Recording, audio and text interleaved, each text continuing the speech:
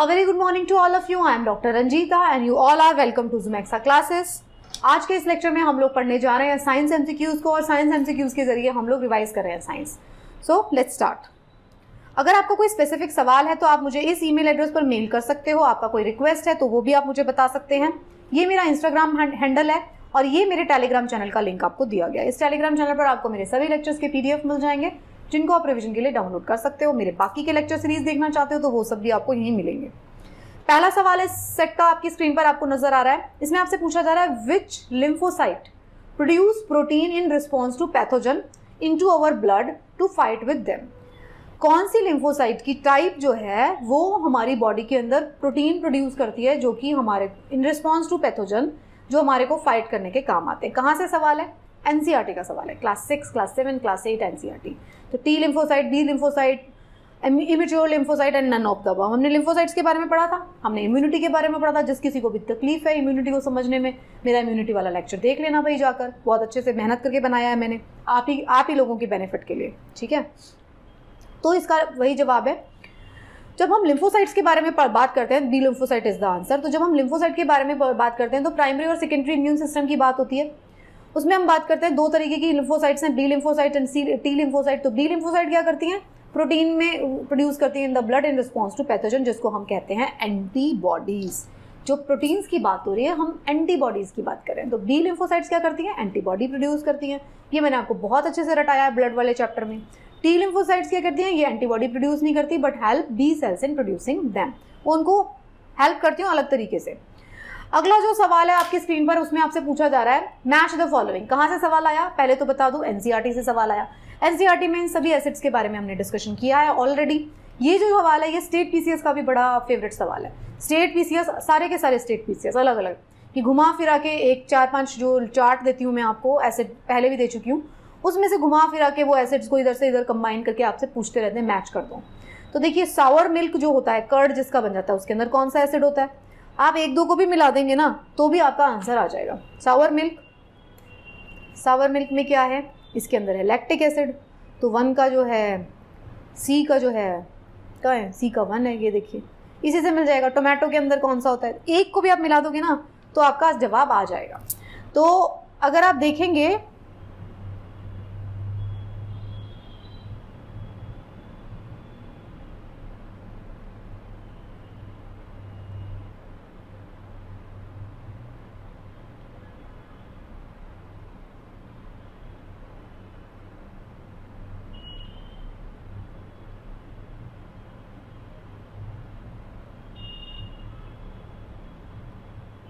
पता नहीं इसमें ना थोड़ा सा क्वेश्चन के आंसर ऑप्शन में ना मिसमैच है. आप चेक कर लो.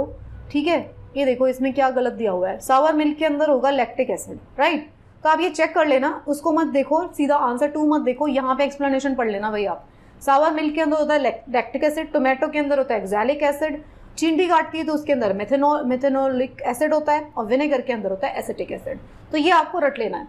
अब ये जो आंसर है ये थोड़ा सा कन्फ्यूजिंग है, देख लेना इसमें गलत दिया हुआ है शायद से. क्वेश्चन नंबर 3 जो है आपकी स्क्रीन पर आपको नजर आ रहा है. तो उसमें आपसे पूछा जा रहा है a sound created in a big hall persisted by repeated reflection from the walls until it reduces a value where there is no longer audible. इसको क्या कहते हैं? आप एक बड़े से हॉल में उसमें आपने आवाज़ लगाई, धीरे धीरे 2-3 बार आपको वो सुनाई देती है बट धीरे धीरे वो कम हो जाती है और खत्म हो जाती है. तो ये जो प्रोसेस है इसको क्या कहते हैं? इको कहा जाता है, इसे एम्पलीट्यूड कहा जाता है, इसे मल्टीपल रिफ्लेक्शन कहा जाता है या रिवर्बरेशन कहा जाता है. इसको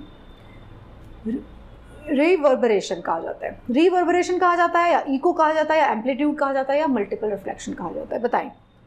तो कहाँ से आया सवाल? आया एनसीईआरटी से. तो इसको कहा जाता है रिवर्बरेशन कहा जाता है. तो रिवर्बरेशन जो होता है वो प्रोसेस होता है जिसमें क्या होगा, एक रिफ्लेक्शन होगी साउंड की दीवारों से. मतलब एक बड़े से हॉल के अंदर अगर आप बात करते हैं तो दीवारों से जो है साउंड वापस टकरा के आ रही है. तो इसको हम कह रहे हैं reverberation is highly undesirable in a big hall. तो जो बड़े से हॉल होते हैं उसके अंदर साउंड टकराती रहती है दीवारों से. इसको रोकने के लिए हम क्या करते हैं, उसके अंदर फर्नीचर रखेंगे, उसके अंदर साउंड प्रूफिंग की जाएगी. फॉर एग्जाम्पल जब भी आपको अपनी साउंड को रिकॉर्ड करना है, फॉर एग्जाम्पल एजुकेटर्स क्या करते हैं, उनको अपने रूम को साउंड प्रूफिंग देनी होती है, उनको ये रिवर्बरेशन जो है उसको ख़त्म करना होता है. कैसे करते हैं? पर्दे लगाए जाते हैं, सोफ़ा डाला जाता है, कालीन बिछाया जाता है, फ्लोर से टकराए ना. तो ये सारी चीज़ें की जाती हैं. तो ये आप पढ़ लीजिएगा एक्सप्लेनेशन. चौथा जो सवाल है यूपीएससी ने 2017 में आपसे पूछा था। तो इसमें आपसे पूछा गया था 3 इसमें दिए गए थे मटेरियल्स और उसके बीच में जो कौन कौन से अनवांटेड केमिकल्स हैं वो पूछे गए थे। मैच कर दो फॉलोइंग को।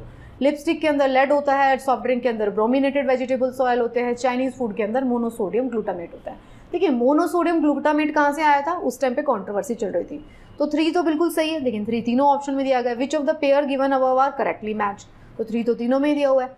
सॉफ्ट ड्रिंक्स के अंदर ब्रोमिनेटेड वेजिटेबल ऑयल होते हैं, लिपस्टिक के अंदर लेड होता है, लिपस्टिक के अंदर लेड होता है, ये तो आपको पता है। 1 भी ठीक है, 3 भी ठीक है, तो ऐसा कॉम्बिनेशन तो डी बन रहा है। तो 1 2 3 तीनों ठीक है। ओके, तो एक्सप्लेनेशन में आप पढ़ लेना। लेड जो होता है क्या बहुत ही कॉमनली यूज जो होता है कॉस्मेटिक्स के अंदर यूज किया जाता है।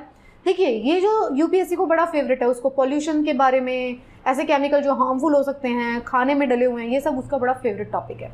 तो ये आपको, अगर आप यूपीएससी एस्पिरेंट है तो आपको ज़रूर से ये सारी चीज़ें पता रखनी पड़ेंगी। इस चीज़ के लिए आपको अपनी अलग से एक नोटबुक के कुछ पन्ने जो हैं देने पड़ेंगे, जिसमें कि आपको जॉट डाउन करना ही पड़ेगा। एनसीईआरटी से निकालो, न्यूज़पेपर से निकालो कि किसके अंदर क्या केमिकल हो सकता है, और 2-4 बार उसको रिवाइज कर लोगे तो आपको पता चलना शुरू हो जाएगा। आखिरी सवाल जो है इस सेट का, अगेन यूपीएससी ने 2017 में पूछा था। इसमें आपसे पूछा गया था organic light emitting diode OLEDs are used to create digital display in many devices. What are the advantage of OLED display over liquid crystal display? LCD से जो है OLED जो है वो कैसे इम्प्रूव हैं? देखिए टेक्नोलॉजी से सवाल, मैंने आपको बताया जो लेटेस्ट टेक्नोलॉजी जो हम यूज़ कर रहे हैं, जो भी इक्विपमेंट्स हम यूज़ कर रहे हैं, माइक्रोवेव यूज़ करते हैं, एयर फ्रायर यूज़ करते हैं, आजकल क्या क्या नया जो आ रहा है मार्केट में, जनरल अवेयरनेस की तरफ कैसे काम कर रहा है, ऐसी कौन सी चीज़ें जो अभी आने वाली हैं, अभी आपको पता नहीं है, लेकिन साइंस के जर्नल्स में आ चुकी है, न्यूज़पेपर उसको कवर करता है, तो वो चीज़ें आपको पता होनी चाहिए। तो देखिए OLED display can be fabricated on flexible plastic substrate, roll up displays embedded in clothing can be made with using OLEDs, transparent displays are possible using OLED। इसमें पूछा गया है भैया बता दो कौन सा सही है, तो इसका सही जवाब है तीनों के तीनों सही हैं। All the 3 statements are correct regarding OLED। Flexible जो होती है organic light emitting diode fabricated on the flexible plastic substance can be bent or rolled with while operating। तो ये जो सारी चीज़ें हैं ना, ये लेटेस्ट टेक्नोलॉजी थी, इसलिए इसमें से सवाल पूछा गया। तो तीनों ही इसकी जो स्टेटमेंट्स थी वो करेक्ट थी। एक्सप्लेनेशन में कुछ एक्स्ट्रा भी दिया गया है, उसको भी आप पढ़ लीजिए। ओके, तो ये इस सेट के कुछ सवाल थे। आई होप आपको ये सवाल सॉल्व करके मज़ा आया होगा और आपकी ढेर सारी लर्निंग हुई होगी। पुराने सवाल जो है जैसे यूपीएससी 2017-13 इसके सवाल उठाने का पर्पज़ ही वो होता है, या फिर मैं स्टेट पीसीएस के सवाल आपसे के साथ डिस्कस करती हूँ, उसका पर्पज़ ये होता है कि आपको एक्चुअल में पता रहना चाहिए कि भाई मेरे एग्जाम के अंदर क्या पूछा जा रहा है और मुझसे क्या पूछा जा सकता है। अगर आपको अपने एनिमी के बारे में पता नहीं है कि वो कैसा है, तो आप उससे फाइट में हो सकता है हार जाएं फाइट वाले दिन। तो इसलिए अगर आपकी प्रिपरेशन स्ट्रैटेजी क्या होती है, आपको अपने एनिमी को सामने क्या मिलेगा आपको उसके बारे में बेहतर तरीके से पता होना चाहिए। आपको प्रैक्टिस उसी तरीके से करनी चाहिए, उसी लेवल की प्रैक्टिस करनी चाहिए कि आप अपने एक्चुअल एग्जाम में अच्छे से परफॉर्म कर पाओ। तो thank you so much for watching. अपनी प्रिपरेशन को इसी तरीके से कंटिन्यू रखिए। Best of luck.